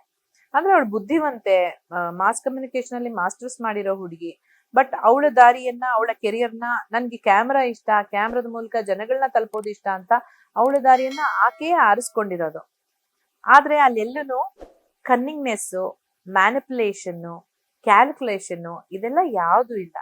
ಅವಳ ಮೆದುಳಿಗೆ ಬಂದಿದ್ದನ್ನ, ಹೃದಯದಲ್ಲಿರೋದನ್ನ ಯಾವುದೇ ಫಿಲ್ಟರ್ ಇಲ್ಲದೆ ಬಾಯಿ ಮೂಲಕ ಹರಿಬಿಡ್ತಾರೆ. ಅದು ಕೆಲವರಿಗೆ ರೂಢಾಗಿ ಕೇಳಿಸ್ಬೋದು, ಇಷ್ಟವಾಗದಿರೋರಿಗೆ. ನನ್ಗಂತೂ ಓಹ್ ಏನ್ ಚೆನ್ನಾಗ್ ಮಾತಾಡ್ತಾಳೆ ಈ ಹುಡುಗಿ ಅಂತ ಖಂಡಿತವಾಗ್ಲೂ ಪ್ರತಿ ಸತಿ ಅನ್ಸಿದೆ. ಸೊ ರಕ್ಷಿತಾ ಅವರು ಕನ್ನಡ ಮಾತನಾಡೋದಕ್ಕೆ ಸಿಕ್ಕಾಪಟ್ಟೆ ಟ್ರೈ ಮಾಡ್ತಾ ಇದ್ರು, ಬಟ್ ಎಲ್ಲೋ ಒಂದ್ ಕಡೆ ಆಗಲ್ಲ ಅಂತ ಅಂದಾಗ ನಿಮ್ ಜೊತೆಗೆ ಅವರು ತುಳುನಲ್ಲಿ ಮಾತನಾಡ್ತಾ ಇದ್ರು. ಅದೆಲ್ಲ ನೋಡಿದೀರಾ? ಸೊ ಎಲ್ರಿಗೂ ಕೂಡ ಒಂದು ಕುತೂಹಲ, ಮಂಜು ಭಾಷಿಣಿ ಅವರು ಎಲ್ಲಿನವರು, ಜೊತೆಗೆ ತುಳು ಹೇಗ್ ಬರುತ್ತೇನೋ ಅಂತದ್ದು. ನಾನು ಮೂಲತಃ ಮಂಗಳೂರಿನವಳೆ. ಕಟೀಲು ನಮ್ದು ಊರು. ಅಂದ್ರೆ ನನ್ನ ಬೇರು ಮಂಗಳೂರು, ಕಟೀಲು. ಆದ್ರೆ ನನ್ನ ಕಾಂಡ, ಬ್ರಾಂಚಸ್, ಆಮೇಲೆ ಎಲೆಗಳು, ಹೂವು, ಹಣ್ಣು, ಚಿಗುರು ಎಲ್ಲ ಇಡೀ ಕರ್ನಾಟಕದಲ್ಲಿ ಹರಡಿದೆ. ಅಂತ ಹೇಳಿದ್ರೆ ಕರ್ನಾಟಕನೇ ನಂದು ಅಂತ. ಬಟ್ ನಾನ್ ಹುಟ್ಟಿ ಬೆಳೆದಿದ್ದಲ್ಲ, ಯಾಕಂದ್ರೆ ನಮ್ಮ ಅಪ್ಪ ಅಮ್ಮ ಇಲ್ಲೇ ಸೆಟ್ಲ್ ಆಗಿದ್ದರಿಂದ ಹುಟ್ಟಿ ಬೆಳೆದಿದ್ದೆಲ್ಲ ಬೆಂಗಳೂರಲ್ಲೇ. ಬಟ್ ಆ ಬೇರಿನ ಸೆಳೆತ ಎಳೆತ ಬಿಡೋದಿಲ್ವಲ್ಲ. ಅಂದ್ರೆ ಯಾರೇ ಆಗಿರ್ಲಿ, ಇವಾಗ ಉತ್ತರ ಕನ್ನಡ ನಾವು ಶಿರ್ಸಿಯವರು, ಓ ಹೌದಾ ನೀವು ಶಿರ್ಸಿಯವರ, ನಾವು ಬಿಜಾಪುರ, ಹೌದಾ ನಮ್ಮೂರು ಬಿಜಾಪುರ ಅಂತೀವಿ. ಹಾಗಾಗಿ ಮಂಗ್ಳೂರು ಅಂದ ತಕ್ಷಣ ಓ ಎಂಗ್ಲನ ಕುಡ್ಲದಕ್ಲು ಅಂತ ಬರುತ್ತೆ ಅಷ್ಟೇ. ಹಾಗಾಗಿ ನಂಗೆ ಲ್ಯಾಂಗ್ವೇಜ್ ಬರೋದು ಅಪ್ಪಟ ಕನ್ನಡ, ಶುದ್ಧವಾದ ಕನ್ನಡ ಬರುತ್ತೆ. ತುಂಬಾ ಹೆಮ್ಮೆಯಿಂದ ಹೇಳ್ಕೊಳ್ಬಲ್ಲೆ. ಇಂಗ್ಲಿಷ್ ಬರುತ್ತೆ, ಹಿಂದಿ ಬರುತ್ತೆ, ತುಳು ಬರುತ್ತೆ. ಮಿಕ್ಕಿದ ಯಾವ ಭಾಷೆಗಳನ್ನು ಕಲಿಯೋ ಪ್ರಯತ್ನನೂ ಮಾಡಿಲ್ಲ, ನಂಗೆ ಅವಶ್ಯಕತೆನೂ ಬಿದ್ದಿಲ್ಲ. ಬಹುಶಃ ಒಳಗಿದ್ದಿದ್ರಿಂದ ನಿಮ್ಗೆ ಇದ್ರ ಬಗ್ಗೆ ಐಡಿಯಾನೇ ಇರೋದಿಲ್ಲ ಅಂತ ನಾನ್ ಅನ್ಕೊಳ್ತೀನಿ, ಖಂಡಿತವಾಗ್ಲು. ಸೊ ಇನ್ನು ನೋಡಿರಲ್ವೇನೋ, ರಕ್ಷಿತಾ ಮತ್ತು ನಿಮ್ಗೆ ಮನೆಯಲ್ಲಿ ಒಂದು ಜಗಳ ಆಗತ್ತೆ. ಅಲ್ಲಿ ಅಂದ್ರೆ ಊಟದ ವಿಚಾರಕ್ಕೆ ಜಗಳ ಆಗತ್ತೆ. ಸೊ ಅಲ್ಲಿ ಅವ್ರೇನೋ ಹೇಳ್ತಾರೆ, ನೀವು ನಾನ್ ಅದೇ ಆಗ್ತೀನಿ ಅಂತ ಹೇಳ್ಬಿಟ್ಟು ಒಂದು ಆನ್ಸರ್ ಅನ್ನ ಕೊಡ್ತೀರಾ. ಈಗ ಅದ್ ಎಷ್ಟರ ಮಟ್ಟಿಗೆ ವೈರಲ್ ಆಗ್ತಿದೆ ಅಂದ್ರೆ ಅದಕ್ಕೆ ಡಿಜೆ ಎಲ್ಲೂ ಕೂಡ ಮಿಕ್ಸ್ ಮಾಡಿ ಅದನ್ನ ಪೋಸ್ಟ್ ಮಾಡ್ತಾ ಇದಾರೆ. ಸೊ ನೋಡಿದ್ರಾ, ಏನ್ ಹೇಳ್ತೀರಾ? ಅಂದ್ರೆ ಒಂದ್ ಚೂರ್ ನೋಡ್ದೆ, ಅಂದ್ರೆ ನೋಡೋಷ್ಟು ಸಮಯ ಸಿಕ್ಕಿರ್ಲಿಲ್ಲ. ಆಮೇಲೆ ತುಂಬಾ ಸುಸ್ತಾಗಿತ್ತು, ಹಾಗಾಗಿ ನೋಡಕ್ ಆಗ್ಲಿಲ್ಲ. ಆಮೇಲೆ ನಾನು ಹೇಳಿದ್ನಲ್ಲ, ನನಗೆ ಸುಮ್ನೆ ಅರ್ಜೆನ್ಸಿಲ್ ನೋಡಕ್ ಇಷ್ಟ ಇಲ್ಲ, ಅದನ್ನ ಎಂಜಾಯ್ ಮಾಡ್ಕೊಂಡು ನೋಡ್ಬೇಕು. ನಾನಂತೂ ಈ ಪ್ರೆಸ್ ಮೀಟ್ ಮುಗಿದ್ಮೇಲೆ ಮನೆಗೆ ಹೋಗಿ ಆರಾಮಾಗಿ ರೂಮ್ ಬಾಗ್ಲ ಹಾಕೊಂಡು ಕುತ್ಕೊಂಡು ನೋಡೋಳು. ಕೇಳಿದೀನಿ ಅದನ್ನ. ಮ್ಯೂಸಿಕ್ ನನ್ ಮಗ ಎಲ್ಲ ಹೇಳ್ದ, ಅದೇ ನಾನ್ ಅದೇ ಆಗ್ತೀನಿ ಅಂತ ಏನೋ ಹೇಳಿದ. ನಾನ್ ಅದೇ ಆಗ್ತೀನಿ ಅಂತ ಹೇಳಿ, ಅಂದ್ರೆ ಅವಳು ನೀವು ಇದು ಆಗ್ತೀರಾ, ನೀವು ಅದೇ ಅದೇ ಅದೇ ಆಗ್ತೀರಾ ಅಂತ ಏನೋ ಹೇಳ್ತಾ ಕಿರ್ಚುತ್ತಾನೆ ಇಲ್ಲ. ನಾನು ಅದೇ ಆಗ್ತೀನಿ, ನಾನು ಅದೇ ಆಗ್ತೀನಿ ಅಂತ ಹೇಳಿದೀನಿ. ಅದೊಂದು ಪದನ ಇಟ್ಕೊಂಡು. ಅಂಡ್ ಎಷ್ಟು ಖುಷಿ ಆಗುತ್ತೆ ಅಂದ್ರೆ, ನಾವು ಬೇರೆ ಯಾರ್ದೋ ರೀಲ್ಸ್ ನೋಡ್ತಿರ್ತೀವಿ, ಬೇರೆ ಯಾರ್ದೋ ರೀಲ್ಸ್ಗೆ ರೀಲ್ ಮಾಡಿರ್ತೀವಿ. ಇವಾಗ ನಾನೇ ರೀಲ್ಸ್ ನ ಒಂದು ಆಹಾರ ಆಗಿದ್ದೀನಿ ಅಂದ್ರೆ ಅದು ಪಾಸಿಟಿವ್ ವೇನಲ್ಲಿ ನಂಗೆ ತುಂಬಾ ಖುಷಿ ಕೊಟ್ಟಿದೆ. ಐ ಆಮ್ ಜಸ್ಟ್ ವೇಟಿಂಗ್, ಕಾಯ್ತಾ ಇದೀನಿ ಹೋಗಿ ನೋಡಕ್ಕೆ. ಖಂಡಿತವಾಗ್ಲು ಹೋಗಿ ಇದೆಲ್ಲ ಈ ಒಂದು ಏನಿದೆ ಪ್ರೋಸೆಸ್, ಇದೆಲ್ಲ ಪ್ರೆಸ್ ಮೀಟ್ಸ್ ಎಲ್ಲ ಅದೆಲ್ಲ ಮುಗಿಸಿದ್ಮೇಲೆ ಖಂಡಿತ ನೀಟಾಗಿ ಪ್ಲಾನ್ ಮಾಡಿ ಮಾಡ್ತೀನಿ. ಯಾರಿಗ್ ಗೊತ್ತು, ರಕ್ಷಿತಾ ಬಂದ್ಮೇಲೆ ಅವಳ ಜೊತೆನೂ ಅದೇ ಸೇಮ್ ಮಾಡ್ತೀನಿ. ಸೊ ಅಶ್ವಿನಿ ಗೌಡ ಮತ್ತೆ ಜಾನ್ವಿ ಬಗ್ಗೆ ನಿಮ್ಮ ಒಪಿನಿಯನ್ ಏನು ಅಂತ? ನನಗೆ ಅವರಿಬ್ರು ಈ ಹೊರ ಪ್ರಪಂಚದಲ್ಲಿ ಗೊತ್ತಿಲ್ಲ. ಅಶ್ವಿನಿ ಗೌಡ ಅವರು ಸೀರಿಯಲ್ ನೋಡಿದ್ದೆ, ಜಾಹ್ನವಿ ಅವ್ರು ಗೊತ್ತೇ ಇಲ್ಲ ನನ್ಗೆ. ಸಾರಿ, ಜಾಹ್ನವಿ ಅಲ್ಲ, ಅವರು ಜಾನ್ವಿ ಅಂತಾನ ಮಾಡ್ಕೊಂಡಿದಾರಂತೆ. ಸೊ ಅಲ್ಲಿ ಬಂದಾಗ್ಲಷ್ಟೇ ನನ್ಗೆ ಅವರ ವ್ಯಕ್ತಿತ್ವದ ಅನಾವರಣ ಆಗ್ತಾ ಹೋಯ್ತು. ಫಸ್ಟ್ ಮೊದಲನೇ ವೀಕಲ್ಲಿ ನಿಜ ಹೇಳ್ಬೇಕು ಅಂದ್ರೆ ನನ್ಗೆ ಅಶ್ವಿನಿ ಗೌಡ ಅವರು, ಓ ಇವ್ರು ಜೋರಿದ್ದಾರೆ, ಅವರು ಸ್ಟ್ಯಾಂಡ್ ತಗೊಳ್ತಾರೆ, ಒಂದ್ ನಿಲುವನ್ನ ತಗೊಳ್ತಾರೆ, ಯಾರಿಗೂ ಹೆದ್ರಲ್ಲ. ಯಾಕಂದ್ರೆ ಎಲ್ಲರ ಜೊತೆ ಜೋರಾಗಿ ಮಾತಾಡ್ತಿದ್ರಲ್ಲ, ನಿಜವಾಗ್ಲೂ ನಂಗೆ ಇಷ್ಟ ಆಗಿದ್ರು. ಅಲ್ಲಿ ಒಂದು ಟಾಸ್ಕ್ ಕೊಟ್ಟಿದ್ರು ಸುದೀಪ್ ಸರ್, ಹೀರೋ ನಿಮ್ಗೆ ಯಾರು ಹೀರೋ ಅನ್ನಿಸ್ತಾರೆ ಅಂತ. ಅವ್ರಿಗೆ ಕೊಡೋಣ ಅಂತ ಅನ್ಕೊಂಡಿದ್ದೆ, ಆದ್ರೆ ಹೆಣ್ಮಕ್ಳ ಪರವಾಗಿ ಅದ್ನಿ ಮಾತಾಡಿದ್ದ ಅಂತ ಅವನಿಗೆ ಕೊಟ್ಟೆ. ಅಷ್ಟಿಷ್ಟ ಆಗಿತ್ತು. ಜಾಹ್ನವಿನೂ ಇಷ್ಟ ಆಗಿದ್ರು, ಯಾಕಂದ್ರೆ ತುಂಬಾ ಸೋಬರ್ ಆಗಿ, ಸೈಲೆಂಟ್ ಆಗಿ, ಆರಾಮಾಗಿ ನಕ್ಕೊಂಡು ಮಾತಾಡ್ತಿದ್ರು. ಅದೆಲ್ಲಿವರೆಗೂ ಅಂದ್ರೆ ನಾವು ಸೇವಕರಾಗಿ ಅವ್ರಿಗೆ ಒಳ್ಳೆಯವರಾಗಿರೋರ್ಗ್ ಮಾತ್ರ. ಯಾವಾಗ ನಮ್ ದಂಗೆ ಎದ್ವಿ, ಅವ್ರನ್ನ ಪೂರ್ಣ ಪ್ರಮಾಣದಲ್ಲಿ 360 ಡಿಗ್ರಿನಲ್ಲಿ ಅವ್ರ ವ್ಯಕ್ತಿತ್ವ ಚೇಂಜ್ ಆಗೋಯ್ತು. ನನ್ನ ಆರೋಗ್ಯದ ಬಗ್ಗೆ ಹೀಯಾಳಿಸಿದ್ದಾರೆ, ನನ್ನ ಊಟದ ಬಗ್ಗೆ ಹೀಯಾಳಿಸಿದ್ದಾರೆ, ನಮ್ಮ ಮೇಕಪ್ ಬಗ್ಗೆ ಹೀಯಾಳಿಸಿದ್ದಾರೆ. ನಾನು ಯಾವ್ದನ್ನು ಅಲ್ಲಗೆಳಿತಿಲ್ಲ. ನಾನು ಅಯ್ಯೋ ನಂಗೆ ಹುಷಾರಿಲ್ಲ ಮಹಾರಾಜ, ನಂಗೆ ಕೆಲಸ ಮಾಡಲಾಗುವುದಿಲ್ಲ ಅಂತೆ. ಅದು ಮಂಜು ಭಾಷಣಿ ಮಾತಾಡೋ ಲ್ಯಾಂಗ್ವೇಜ್ ಅಲ್ಲ, ಒಬ್ಬ ಸೇವಕಿಯಾಗಿ ಮಾತಾಡಿರೋದು. ಆಮೇಲೆ ಯಾರು ಸೇರಿ ಏನ್ ಮಾಡ್ತಾರೆ, 3 ಹೊತ್ತು ಕೂತ್ಕೊಂಡು ಊಟ ಮಾಡ್ತಾರೆ ಅಂತ ಹೇಳಿದೀನಿ, ಸೇವಕಿಯಾಗಿ ಮಾತಾಡಿರೋದು. ಇನ್ನೊಬ್ರು ಯಾರೋ ಹೇಳಿದ್ರು, ಹೌದು ಬರೀ 3 ಹೊತ್ತು ಮೇಕಪ್ ಮಾಡ್ಕೊಂಡು ಓಡಾಡ್ತಾರೆ. ಅಲ್ಲ, ನಾನು ಹೇಳೋದು, ಒಂದ್ ಸರ್ಕಾರ ಸರಿ ಇಲ್ಲ ಅಂದಾಗ ಪ್ರಜೆಗಳು ವಿರುದ್ಧ ಹೋಗ್ತಾರಲ್ಲ, ಅಯ್ಯೋ ಇವ್ರು ನಮ್ ರೋಡ್ ಸರಿನೇ ಮಾಡ್ಸಿಲ್ವಲ್ಲ, ಎಂತ ಅರಸರ್ಸಿ ಅಂತಾರ. ರೇ ಏನ್ರಿ ನಮ್ ದುಡ್ಡೇ ತಿಂತಿದ್ದೀರಾ, ನಮ್ ರೋಡನ್ನ ಒಂದ್ ಸರಿ ಮಾಡೋ ಯೋಗ್ಯತೆ ಎಲ್ಲ ನಿಮ್ಗೆ ಅಂತ ಬೈಯಲ್ವಾ? ನಾನು ಹೇಳೋದು, ಅದನ್ನ ನೀವ್ಯಾಕೆ ಪರ್ಸನಲ್ ಆಗಿ ತಗೋತೀರಾ? ನೀವು ಮಾಡಿದ್ರೆ ತಮಾಷೆ, ನಾವ್ ಮಾಡಿದ್ರೆ ಅಮಾವಾಸ್ಯೆನಾ? ನೀವ್ ಮಾಡಿದಾಗ ನಾನು ಅಶ್ವಿನಿ ಗೌಡ ಹೇಳ್ತಿಲ್ಲ, ಪರ್ಸನಲ್ ಅಟ್ಯಾಕ್ ಅಲ್ಲ ಅಂತೀರಾ. ನಿಕ್ಕಿದವ್ರು ತಮಾಷೆ ಮಾಡಿದ್ರು ಇದು ಪರ್ಸನಲ್ ಅಟ್ಯಾಕ್ ಅಂತ ಜಗಳಕ್ ನಿಲ್ತೀರಾ. ನಂಗೆ ನಿಜವಾಗ್ಲೂ ಅರ್ಥನೇ ಇವತ್ತಿಗೂ ಅರ್ಥ ಆಗಿಲ್ಲ ನನ್ಗೆ. ಯಾಕಂದ್ರೆ ಇವ್ರ ನಿಜವಾದ ವ್ಯಕ್ತಿತ್ವನೇ ಇದ, ಅಥವಾ ನಾನು ಹೇಳಿದ್ನಲ್ಲ ಬ್ಯಾಡ್ ಪಬ್ಲಿಸಿಟಿನೋ ಪಾಸಿಟಿವ್ ಪಬ್ಲಿಸಿಟಿನೋ, ಒಟ್ಟಲ್ಲಿ ಪಬ್ಲಿಸಿಟಿನಲ್ಲಿ ಇರ್ಬೇಕು, ನಾನು ಕಾಣಿಸ್ಕೋಬೇಕು, ನಾನು ಕಡೆ ತನಕ ಇರ್ಬೇಕು ಅಂತ ಏನಾದ್ರು ಸ್ಟ್ರಾಟಜಿ ಮಾಡ್ಕೊಂಡು ಹೋಗಿದ್ದೀರಾ ಅದು ಗೊತ್ತಿಲ್ಲ. ಆದ್ರೆ ರಕ್ಷಿತನ್ ಬಗ್ಗೆ, ಅವಳ ವ್ಯಕ್ತಿತ್ವದ ಬಗ್ಗೆ ನೀವೊಂದು ಅದನ್ನ ಜೋಕ್ ಮಾಡಿ, ಅದನ್ನ ಎಂಜಾಯ್ ಮಾಡಿ, ಅಪಹಾಸ್ಯ ಮಾಡಿ, ಅವಳನೇನೋ ಕೆಳಗಡೆ ತಳ್ಳಕ್ ನೋಡಿ, ಅದನ್ನ ಸುದೀಪ್ ಸರ್ ಎದುರುಗಡೆ it was all for fun, ನಾವ್ ಬೇಕಂತ ಮಾಡಿಲ್ಲ ಹಾಗೆ ಹೀಗೆ ಅಂತ ಮತ್ತೆ ಅದೇ ಹುಡುಗಿ ಗಲ್ಬಸ್ಕಿ ಮಾಡ್ಬಿಟ್ರು, ಏನೇನೋ ಮಾಡಿದ್ರು. ಆಮೇಲೆ ಆ ಸುದೀಪ್ ಸರ್ ಅಷ್ಟು ಉಗಿದ್ಮೇಲೂ ಇಬ್ರು ನಗ್ತಾ ಇದಾರೆ ಹೊರತು ಒಂದು ಕಿಂಚಿತ್ತು ಕೂಡ ಅವ್ರಿಗೆ ಛೇ ಹೌದಲ್ಲ ತಪ್ಪು ಮಾಡ್ಬಿಟ್ನಲ್ಲ. ನಾನು ಹೇಳೋದು ಹೃದಯದ ಆಳದಿಂದ ಇದು ಬಂದ್ರೆ ಜನಗಳಿಗೆ ತಲುಪುತ್ತೆ, ಅದು ಹೌದಪ್ಪ ಪಾಪ ಏನೋ ತಪ್ಪು ಮಾಡ್ಬಿಟ್ಟಿದ್ದಾರೆ ಬಿಡು, ಕ್ಷಮೆ ಕೇಳಿದಾರಲ್ಲ ಅಂತ. ಆ ತರದ್ದೆಲ್ಲ ಆಡ್ದಾಗ ಏನು ನಿಮ್ಮ ವ್ಯಕ್ತಿತ್ವ? ಒಬ್ರು ಹೇಳ್ತೀರಾ ನಾನು ಹೋರಾಟಗಾರ್ತಿ, ಒಂದು ಸಂಘದ ಹೆಸರು ಹೇಳಿ ಅಲ್ಲಿನ ಮುಖ್ಯಸ್ಥೆ ನಾನು ಹೋರಾಟಗಾರ್ತಿ ಎಂದಾಗ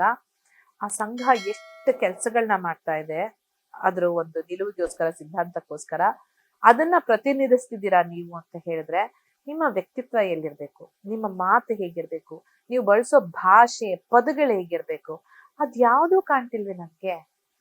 ನಿಮ್ದೇನೋ ಆಟ ಗೆಲ್ಬೇಕು ಅನ್ನೋ ಒಂದು ಹುಮ್ಮಸ್ನಲ್ಲಿ ನಿಮ್ಮ ವ್ಯಕ್ತಿತ್ವವನ್ನೇ ನೀವು ಹಾಳು ಮಾಡಿ ಒಂದು ನೆಗೆಟಿವ್ ರೀತಿನಲ್ಲಿ ತೋರಿಸ್ಕೊಳ್ತಿದ್ದೀರಾ, ಅಥವಾ ಇದೇ ನಿಮ್ಮ ನಿಜವಾದ ವ್ಯಕ್ತಿತ್ವನ? ನನಗೆ ಗೊತ್ತಾಗ್ತಿಲ್ಲ. ಈ ಕಡೆ ಇನ್ನೊಬ್ರು ಹೇಳ್ತಾರೆ ನಾನು ಜರ್ನಲಿಸ್ಟು, ನಾನು 12 ವರ್ಷದಿಂದ ಇಲ್ಲಿ ಕೆಲಸ ಮಾಡಿದೀನಿ. ಜರ್ನಲಿಸ್ಟ್ ಪದದ ಅರ್ಥ ಗೊತ್ತಿದ್ಯಾ? ಅವ್ರಿಗೆ ಎಷ್ಟು ಜವಾಬ್ದಾರಿ ಇರುತ್ತೆ, ಸಮಾಜದಲ್ಲಿ ಅವ್ರು ಎಷ್ಟು ಪ್ರಮುಖವಾದ ಭಾಗವಾಗಿರ್ತಾರೆ, ಅದೇನಾದ್ರೂ ಗೊತ್ತಾ? ಪದಗಳನ್ನ ಹಂಗೆ ಬೇಕಾಬಿಟ್ಟಿಯಾಗಿ ಯೂಸ್ ಮಾಡ್ತಾರೆ, ನಾನು ಜರ್ನಲಿಸ್ಟು. ಆಮೇಲೆ ನನಗೆ ಹೇಳ್ತಾರೆ ನಿಮ್ಗೆಲ್ಲ ಎಲ್ಲಿ ಏನು ಇಂಗ್ಲಿಷ್ ಮೀಡಿಯಂ ಅಲ್ಲಿ ಓದ್ಕೊಂಡ್ ಬಂದವ್ರಿಗೆ ಕನ್ನಡ ಎಲ್ಲಿ ಬರುತ್ತೆ? ನಾನು ಹೇಳಿದೆ ಏನ್ ಬೇಕಾದ್ರೂ ಕನ್ನಡದ ಬಗ್ಗೆ ಚಾಲೆಂಜ್ ಮಾಡಿ, I am ready to answer. ನಂಗೆ ಇಂಗ್ಲಿಷ್ ಎಷ್ಟು ಚೆನ್ನಾಗಿ ಬರುತ್ತೋ ಕನ್ನಡ ಅದ ಅಪ್ಪನಂಗ್ ಮಾತಾಡಕ್ ಬರುತ್ತೆ. ನಾನು ಹೇಳುದು ನಿಮ್ಗೆ ಅಷ್ಟೇ ಎಲ್ಲ ಗೊತ್ತಿರೋದು, ನಿಮ್ಗೆ ಅಷ್ಟೇ ಎಲ್ಲ ಜ್ಞಾನ, ಏನ್ ಪ್ರೂವ್ ಮಾಡಕ್ ಬಂದಿದ್ದೀರಾ ಇಲ್ಲಿ? ನಾನು ಒಳ್ಳೆಳು ಅಂತ ಪ್ರೂವ್ ಮಾಡಕ್ ಬಂದಿದ್ದೀರಾ, ನನ್ನ ಕೆಟ್ಟ ಮುಖ ಇದು ಅಂತ ತೋರ್ಸಕ್ ಬಂದಿದ್ದೀರಾ? ನಂಗೆ ಇವತ್ತಿಗೂ ಅರ್ಥ ಆಗಿಲ್ಲ. ನಾನು ಹೇಳೋದು ಅವ್ರು ಬೇರೆ ಏನೋ ಆಟ ಇದು, ಅವ್ರ ಆಟನೇ ಆಗಿದ್ರೆ, ಏನೋ ಸ್ಟ್ರಾಟಜಿನೇ ಆಗಿದ್ರೆ ಮೊನ್ನೆ ಸರ್ ಉಗಿದ ಮೇಲಾದ್ರೂ ಬುದ್ಧಿ ಬಂದಿರ್ಬೇಕಾಗಿತ್ತು, ಬಟ್ ಬುದ್ಧಿ ಬಂದಿದೆ ಅಂತ ನಂಗೆ ಅನ್ನಿಸ್ತಿಲ್ಲ ಅಂದ್ರೆ ನಿಮ್ಮ ನಿಜವಾದ ಇದು ವ್ಯಕ್ತಿತ್ವ ಆದ್ರೆ ನಿಮ್ಗಲ್ಲಿ ಇರೋ ಅರ್ಹತೆನೂ ಇಲ್ಲ. ಯಾಕಂದ್ರೆ ಬಿಗ್ ಬಾಸ್ ವೇದಿಕೆ ತುಂಬಾ ಶುದ್ಧವಾದ ಪರಿಶುದ್ಧವಾದ ಸ್ಥಳ. ಅಲ್ಲಿ ಕೆಟ್ಟ ಹೆಸರು ಒಳಗಡೆ ಹೋಗಿ ಒಳ್ಳೆ ಹೆಸರು ಮಾಡಿದ್ದಾರೆ, ಒಳ್ಳೆ ಹೆಸರು ಒಳಗಡೆ ಹೋಗಿ ಕೆಟ್ಟ ಹೆಸರು ಮಾಡಿದ್ದಾರೆ, ಏನ್ ಬೇಕಾದ್ರೂ ಆಗುವಂತ ಸ್ಥಳ. ಅಂತ ಸ್ಥಳವನ್ನ ಹಾಳು ಮಾಡ್ಬೇಡಿ. ಆದ್ರೆ ಚೆನ್ನಾಗಿ ಗೆದ್ದು ಒಳ್ಳೆ ರೀತಿನಲ್ಲಿ ಆಟಾಡಿ ಜಗಳ ಮಾಡಿ ಎಲ್ಲ ಮಾಡಿ, ಇನ್ನೊಬ್ರನ್ನ ಟಾರ್ಗೆಟ್ ಮಾಡಿ ಅಲ್ಲ, ಇನ್ನೊಬ್ರನ್ನ ಅಪಹಾಸ್ಯ ಮಾಡಿ ಅಲ್ಲ, ಇನ್ನೊಬ್ರನ್ನ ಕೆಳಕ್ಕೆ ತುಳುದಲ್ಲ, ಒಳ್ಳೆ ರೀತಿನಲ್ಲಿ ಆಟಾಡಿ ಮಜ್ಜಾ ಮಾಡಿ ಬನ್ನಿ. ಬಟ್ ಇದೇ ವ್ಯಕ್ತಿತ್ವ ಆದ್ರೆ ದಯವಿಟ್ಟು ಬೇಗ ಹೊರಗಡೆ ಬನ್ನಿ, ನಮಗ್ ನೋಡಕ್ ಆಗಲ್ಲ, ಬೇಜಾರಾಗೋಗಿ. ಬಿಗ್ ಬಾಸ್ ನಲ್ಲಿ ಅನ್ಡಿಸರ್ವಿಂಗ್ ಆಗಿರುವಂತ ಕಂಟೆಸ್ಟೆಂಟ್ ಯಾರು ನಿಮ್ಮ ಪ್ರಕಾರ? ಅವರಿಬ್ರೆ ಮೇನ್ ಸದ್ಯಕ್ಕೆ ಈ 3 ವಾರದಲ್ಲಿ ನಾನು ನೋಡಿರೋದ್ರಿಂದ ಅವರಿಬ್ರು. ಅವ್ರಾದ ನಂತರ ಸುದೀಪ್. ಸೊ ನಿಮ್ ಪ್ರಕಾರ ಈ ಸೀಸನ್ ನ ಯಾರು ಗೆಲ್ತಾರೆ, ಗೆಲ್ಬಹುದು? ಅಗೇನ್ ಈ 3 ವಾರ ನೋಡಿರೋದ್ರಲ್ಲಿ ನನ್ಗೆ ಗಿಲ್ಲಿ ನಟ ತುಂಬಾ ಇಷ್ಟ ಆಗ್ತಾರೆ. ಯಾಕಂತ ಹೇಳಿದ್ರೆ ಅವ್ರಲ್ಲಿ ಶಕ್ತಿನೂ ಇದೆ, ಯುಕ್ತಿನೂ ಇದೆ, ಅಂದ್ರೆ ಮಾತು ಇದೆ. ಮಾತಿನ ಮಲ್ಲ ಅಂದ್ರೆ ಇಡೀ ಮನೆಯನ್ನ ತಮಾಷೆ ಮಾಡ್ಕೊಂಡು ಸದ್ಯಕ್ಕೆ ಲೈವ್ಲಿ ಆಗಿಟ್ಟಿರೋದು ಅವ್ರೆ. ಅಂದ್ರೆ ಒಂದು ಸೀರಿಯಸ್ ಸಿಚುಯೇಷನ್ ಹೇಗೆ ಒಂದು ನಗೆಗಡಲಲ್ಲಿ ತೇಲಿಸ್ಬಿಡ್ಬೋದು ಅನ್ನೋದನ್ನ ಅವರಿಂದ ಮಾತ್ರ ಕಲಿಯಕ್ ಸಾಧ್ಯ. ಬಟ್ ಈ 3 ವಾರಕ್ಕೆ ಓಕೆ, ಇನ್ನು ಇದು 1/4 ಆಫ್ ದ ಹೋಲ್. ಇದು ಇನ್ನು 3 ತಿಂಗಳು ಹೋಗ್ಬೇಕು ಅಂದ್ರು ಬರೀ ಅದೇ ಜಾಸ್ತಿ ಆಗ್ಬಿಟ್ರೆ ಹಿಂಸೆ ಆಗುತ್ತೆ. ಕೆಲವು ಕಡೆ ಸೀರಿಯಸ್ ಆಗಿರಿ, ಅವಾಗ ಆ ತಮಾಷೆಗೆ ಬೆಲೆ ಬರುತ್ತೆ. ಬರೀ ತಮಾಷೆನ ಆಗ್ಬಿಟ್ರೆ ಹೇಳಲ್ವಾ ಅತಿ ಆದ್ರೆ ಅಮೃತನೂ ವಿಷ ಅಂತ, ವಾಕರ್ಕೆ ಬರೋ ಹಾಗಾಗದೆ ಇರ್ಲಿ, ಚೆನ್ನಾಗಿ ಹೋಗ್ಲಿ. ಯಾಕಂದ್ರೆ ನನಗೆ ತುಂಬಾ ಇಷ್ಟವಾದ ನಟ, ಅವ್ರದ್ದು ಯೂಟ್ಯೂಬ್ ವಿಡಿಯೋಸ್ನೆಲ್ಲ ನೋಡ್ದಾಗ್ಲೇನೆ ಇಷ್ಟಪಟ್ಟವಳು. ಅಲ್ಲಿ ಬಿಗ್ ಬಾಸ್ ಮನೆಯಲ್ಲಿ ಇನ್ನೂ ಹೆಚ್ಚು ಫ್ಯಾನ್ ಆದವಳು. ಏನ್ ಎನರ್ಜಿ ಹುಡುಗದ್ದು, ಏನ್ energy! Day and night nonstop ಮಾತಾಡಬಲ್ಲ, ಆ ರೀತಿ ಮಾತಾಡ್ಕೊಂಡು ಆಟ ಆಡಬಲ್ಲ, ಅದು ಎಲ್ರ ತಾಕತ್ತು ಆಗಿರಲ್ಲ. ಸೊ ಗೆಲ್ಲಿ ಅನ್ನೋದು ನನ್ ತುಂಬಾ ಆಸೆ ಇದೆ. ಬಟ್ ಒಂದೇ ರೀತಿನಲ್ಲಿ ಹೋಗೋದ್ ಬೇಡ, ಬೋರ್ ಆಗ್ಬಿಡುತ್ತೆ. ಒಂದ್ ಸ್ವಲ್ಪ ಮೇಲೆ ಕೆಳಗೆ ಫ್ಲಕ್ಚುಯೇಷನ್ ಇರ್ಲಿ ಅಂತ. ರಾಶಿಕಾ ಇಷ್ಟ ನಿಮ್ಗೆ ಗೊತ್ತು, ಗಿಲ್ಲಿ ಬಗ್ಗೆನೂ ಹೇಳಿದ್ರಿ ಈಗ. ಸೊ ಇವ್ರಿಬ್ರನ್ನ ಬಿಟ್ಟು ಬೇರೆ ಯಾವ ಪರ್ಸನಾಲಿಟಿ ನಿಮ್ಗೆ ಇಷ್ಟ ಆಯ್ತು ಬಿಗ್ ಬಾಸ್ ನಲ್ಲಿ ಅಂತ? ನನ್ಗೆ ಧನುಷ್ ಇಷ್ಟ ಆಗಿದ್ರು. ಯಾಕಂತ ಹೇಳಿದ್ರೆ ತುಂಬಾ ಒಳ್ಳೆ ಮನಸ್ಸಿನ ವ್ಯಕ್ತಿತ್ವ. ಆಮೇಲೆ ಹೆಣ್ಮಕ್ಳನ್ನ ಆದರಿಸೋರು ನಾನ್ ಕಂಡ ಹಾಗೆ. ಅಲ್ಲಿದ್ದಾಗ ಯಾರ ಬಗ್ಗೆನೂ ಕೀಳಾಗಿ ಮಾತಾಡ್ತಿರ್ಲಿಲ್ಲ, ಯಾರ ಬಗ್ಗೆನೂ ಕೆಟ್ಟದಾಗಿ ಮಾತಾಡಿಲ್ಲ. ಆಮೇಲೆ ತುಂಬಾ ಶಕ್ತಿಯುತವಾದ ವ್ಯಕ್ತಿ ಟಾಸ್ಕ್ ಅಂತ ಬಂದಾಗ.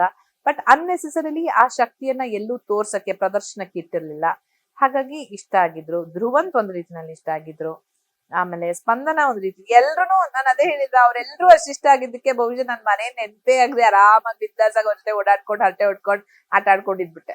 ಸೊ ಮಂಜು ಭಾಷಿಣಿ ಅವ್ರ ಬಗ್ಗೆ ನಮ್ಮೆಲ್ರಿಗೂ ಕೂಡ ಗೊತ್ತು, ಸಾಕಷ್ಟು ನೋಡಿದೀವಿ, ನಾವು ನಿಮ್ ಬಗ್ಗೆ ತಿಳ್ಕೊಂಡಿದೀವಿ. ಬಟ್ ಮಂಜು ಭಾಷಿಣಿ ಅವರ ಪತಿ ಯಾರು, ಮಗ ಯಾರು ಅನ್ನುವಂತ ಒಂದಷ್ಟು ಕುತೂಹಲ ಎಲ್ರಲ್ಲೂ ಇದೆ. ಸೊ ಯಾರು ಹೇಳ್ಬೋದಾ? ಯಪ್ಪ, ನೀವು ಯೂಟ್ಯೂಬ್ ಅಲ್ಲಿ ಅಥವಾ ಗೂಗಲ್ ಮಂಜು ಭಾಷಿಣಿ ಹಸ್ಬೆಂಡ್ ಅಂತ ಹಾಕಿದ್ರೆ ಅದು ನಿಜ. ನನ್ನ ಹಸ್ಬೆಂಡ್ ಆಕ್ಚುಲಿ ಅವ್ರು ನನ್ನ ಕಾಲೇಜ್ ಮೇಟು, ನನಗಿಂತ 1 ವರ್ಷ ಸೀನಿಯರು. ಸೊ ಆಲ್ಮೋಸ್ಟ್ 18-19 ವರ್ಷ ಇದ್ದಾಗಿಂದ ಅವ್ರು ನನಗೆ ಗೊತ್ತು.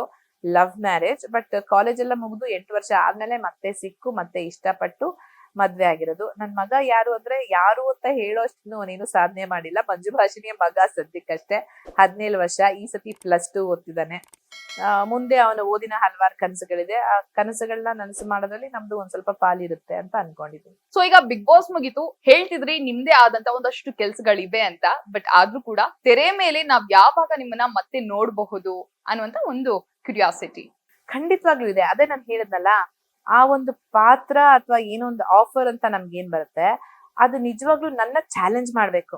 ಇದನ್ನ ನಾನ್ ಮಾಡಕ್ ಸಾಧ್ಯನಾ, ಅಥವಾ ಇಲ್ಲ ಇದನ್ನ ನಾನ್ ಮಾಡ್ಲೇಬೇಕು, ಇಂಥ ಒಂದು ಪಾತ್ರ ನನಗೆ ಮತ್ತೆ ಸಿಗಲ್ಲ, ಆ ಥರದ್ದು ಬಂದ್ರೆ ಖಂಡಿತವಾಗ್ಲೂ ಅದನ್ನ 2 ಕೈಯಿಂದ ಬಾಚ್ಕೊಂಡ್ಬಿಡ್ತೀನಿ. ಸುಮ್ನೆ ಅವ್ರ ಅಮ್ಮ ಆಗಿರಿ, ಇವ್ರ ಅತ್ತೆ ಆಗಿರಿ, ಇವ್ರ ಚಿಕ್ಕಮ್ಮ ಆಗಿರಿ, ಇನ್ನೊಂದೇನೋ ವಿಲನ್ ಆಗಿರಿ, ಆ ಪಾತ್ರಕ್ಕೆ ತೂಕನೇ ಇಲ್ಲ ಅಂತ ಹೇಳಿದ್ರೆ, ನನ್ನ ನೋಡಾದ್ರೂ ಒಂದು ತೂಕವಾದ ಒಂದು ಪಾತ್ರವನ್ನ ನೀವು ಕೊಡ್ಬೇಕು. ಕೊಟ್ಟಿಲ್ಲ ಅಂದ್ರೆ ನಾನ್ ಮಾಡಲ್ಲ, ಕೊಟ್ರೆ ಖಂಡಿತವಾಗ್ಲೂ ಆಪರ್ಚುನಿಟಿ ಬಿಡಲ್ಲ. Thank you so much. ಇಷ್ಟೊತ್ತು ನಮ್ ಜೊತೆ ಮಾತನಾಡಿದ್ಕೆ ಮ್ಯಾಮ್, ಬೆಸ್ಟ್ ವಿಶಸ್ ನಿಮ್ಗೆ. Thank you Kavya. ನನ್ಗೂ ಅಷ್ಟೇ. ನನ್ನ ಒಂದು ದೃಷ್ಟಿಕೋನವನ್ನ ಬಿಗ್ ಬಾಸ್ ಮನೆಯಲ್ಲಿ ನಾನು ಇದ್ದಷ್ಟು ಹೊತ್ತು ನೀವು ನನ್ಗೇನ್ ಕೇಳಿದ್ರಿ ನಿಮ್ಮ ಕಡೆಯಿಂದ, ನನ್ನ ಕಡೆಯಿಂದ ಅದ್ ನಾನು ಏನೇನೆಲ್ಲ ನೋಡಿದ್ದೆ ಅದನ್ನ ಹೇಳ್ಕೊಳಕ್ಕೆ ಒಂದು ಅವಕಾಶ ಮಾಡ್ಕೊಟ್ಟಿದ್ದಕ್ಕೆ ತುಂಬ ಹೃದಯದ ಧನ್ಯವಾದಗಳು ನಿಮ್ಗೆ, ನಿಮ್ಮ ಟೀಮ್ಗೆ, ಹಾಗೆ ನಿಮ್ಮ ಮೂಲಕ ನಮ್ಮ ಇಡೀ ಕನ್ನಡ ಜನತೆಗೆ ದೀಪಾವಳಿ ಹಬ್ಬದ ಹಾರ್ದಿಕ ಶುಭಾಶಯಗಳು. ನೀವ್ ಕೇಳೋ ಮುಂಚೆ ನಾನೇ ಹೇಳ್ಬಿಡ್ತೀನಿ, ನಮ್ಮ ಕನ್ನಡ ಜನತೆಗೆ ನೀವೆಲ್ಲ ಹೇಗ್ ಗೊತ್ತಾ, ನಿಮ್ಮ ಪ್ರೀತಿ, ನಾನು ಈ ಸತಿ ನಾನ್ ರೆಗ್ಯುಲರ್ ಲೈಫ್ ಹೇಳಲ್ಲ, ನಿಮ್ಮ ಪ್ರೀತಿ ಅಭಿಮಾನ ನನ್ನ ಕೊರಳಿನ ಮುತ್ತಿನ ಹಾರ. ಅಂದ್ರೆ ಈ ಒಂದೊಂದು ಮುತ್ತನ್ನ ಆರಿಸ್ಕೊಂಡ್ ಕೊಟ್ಟಿದ್ದೀನಿ, ಕೊಡ್ಸ್ಕೊಂಡ್ ಮುತ್ತಿನ ಹಾರ ಮಾಡ್ಕೊಂಡಿದೀನಿ. ಈ ಮುತ್ತಿನ ಹಾರ ಇನ್ನಷ್ಟು ಉದ್ದ ಆಗ್ತಾ ಇರ್ಲಿ, ಮುತ್ತದಲ್ಲಿ ಜಾಸ್ತಿ ಆಗ್ತಾ ಇರ್ಲಿ, ಅದನ್ನ ಕಣ್ರೆಪ್ಪೆಯಷ್ಟೇ ಜನರಿಂದ ಕಾಪಾಡ್ಕೊಂಡ್ ಬರ್ತೀನಿ. ಯಾವಾಗ್ಲೂ ಚಿರಋಣಿ ಆಗಿರ್ತೀನಿ. ಈ ಪ್ರೀತಿ ಎಲ್ರಿಗೂ ದಕ್ಕೋ ಅಂತದಲ್ಲ, ತುಂಬಾ ಭಾಗ್ಯಶಾಲಿಗಳಾದವ್ರಿಗೆ ಮಾತ್ರ ಇದು ಸಿಗೋದು. ಅದು ನನ್ನ ಪಾಲಿಗೆ ಬಂದಿದೆ. ಸೊ ಅದನ್ನ ನಾನು ಯಾವಾಗ್ಲೂ ಕಾಪಾಡ್ಕೊಳ್ತೀನಿ. ಮತ್ತೊಮ್ಮೆ ನಿಮ್ಮೆಲ್ಲರ ಜೀವನದಲ್ಲಿ ನಗು ಮತ್ತೆ ಶಾಂತಿ ತುಂಬಿರ್ಲಿ ಅಂತ ಹೇಳ್ತಾ ನಿಮ್ಮಿಂದ ಬೀಳ್ಕೊಳ್ತೀನಿ. ಸೊ ನೋಡುದಲ್ಲ, ಇದಿಷ್ಟು ನಟಿ ಮಂಜು ಭಾಷಿಣಿ ಅವರ ಮಾತಾಗಿತ್ತು. ಇನ್ನಷ್ಟು ಹೆಚ್ಚಿನ ಅಪ್ಡೇಟ್ಸ್ ಗಾಗಿ ನೋಡ್ತಾ ಇರಿ ವಿಜಯ್ ಕರ್ನಾಟಕ ವೆಬ್.